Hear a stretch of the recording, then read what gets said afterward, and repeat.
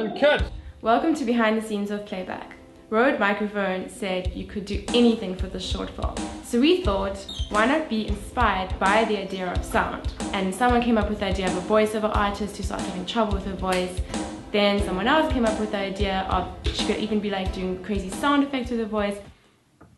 Am I overemphasizing the consonants? Is that it? No. Yeah, we thought it was funny, and then we thought that was the end of it. And then Cleo wrote the script. Day one was the breakfast scene shoot, and this scene established how the character Darcy really is very self-absorbed and doesn't ever listen to her boyfriend, Dan, played by Rob. And he had to eat a lot of cereal in the scene. Maybe too much cereal. Really? There's a lot of cereal here. He just went through the sugar as well, like half a bowl. I think I might do this one without sugar. Okay. Crazy talk, crazy. Nice, okay, we're rolling. You know, and then the guy started to... Yeah, he started to wig out a bit. What was it like? I've been saying it the whole time. Balls. What? Am I not too shiny? How about some Captain Crispy Crunch? Hey, don't worry about your lines. Okay. You don't need to worry about actually eating the cereal this time. We lost him. That's good milk. We had to call in reinforcements. Can't imagine anyone better than Ginger Brad Pitt. You know, he's Brad Pitt, but he's got this fiery energy about him. I'm here, and I'm on a commercial for Casper Crispy Crunch. What's it again, Rob? Captain Crispy Crunch. Captain Crispy Crunch. That's me. Yeah.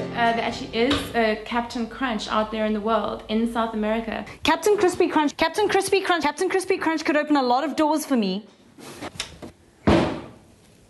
So we're pretty hard pressed as to think of a different name for the cereal. Ingeniously, Colonel Crispy Crunch came about. Because obviously there's a pun on the word Colonel of Corn and Colonel, the guy in charge of an army. Colonel Crispy Crunch, Colonel Crispy Crunch, Colonel Crispy Crunch could open a lot of doors for me. Okay, action! The second day of shooting was the park scene, and this is actually at the end of the film where Dan, the boyfriend, and Darcy, the girlfriend, are back together, and he's a little bit smug actually that she's lost her voice. Rob was clearly starting to suffer from cereal withdrawal. He messed up a lot of times. You can always be a footballer. You can always be a ballerina. And then when he finally got it right, You can always be a hand model. he just ran away. Despite my pleas for him to stay. Rob, don't go! Don't go, Rob! Rob! Rob! We haven't actually seen him again since. Thank you. We were shooting on a Lumix GH3. We had a nice prime lens to shoot with. Then we had a Røde video mic and a lapel kit. We ended up using the Røde video mic for pretty much every single take of audio. Just left it on top of the camera. It just worked so much better than the lapel kit for our sound. Mustache microphone.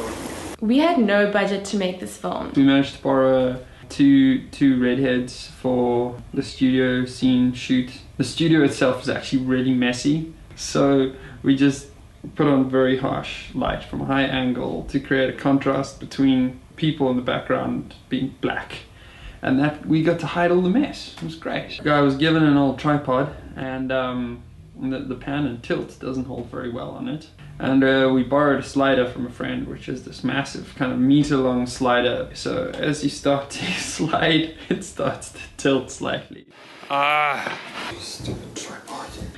Interesting challenges. I actually know Cleo from like a few years ago, and we also did a little.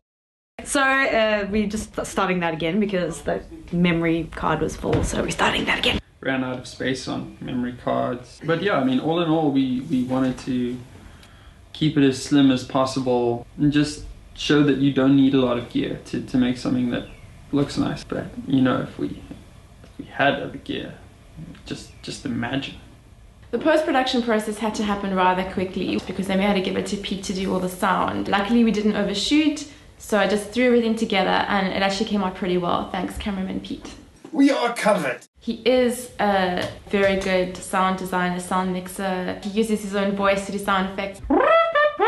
He's good at doing Foley. and he's also a musician and a composer. So we knew we had to give him a good amount of time to put all that magic into this film, since its inspiration is sound, and that's such an important part of the story. I wasn't writing. You weren't recording? No, I was. No, I wasn't. Huh. You're going to play with affecting her voice a whole bunch, but also we'll add completely foreign elements like sounds, tones, samples of different sorts. Whoa, dust! Oh, sorry, hold on a sec, this came off. Position. Oh. Just relax, all good. So Daniel, how long have you been a sound engineer? Many minutes. This one says mute, so that's what it is, it's a mute button. And this one, okay, there's a lot of mute buttons here. If you need mute, I've got mute for you. What do you think about Røde microphones? What's that?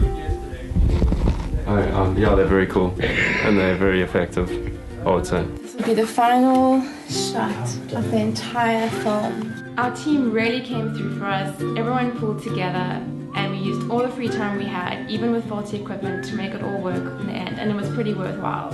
What we'd really love to do is form a creative collective of the people who worked on this film and other great creatives that we know in the film industry to just continue to make more fun and somewhat more poignant films in the future. Yeah, but you're filming behind the scenes of me now, because this is behind the scenes of behind the scenes, which I don't think anyone else has ever done.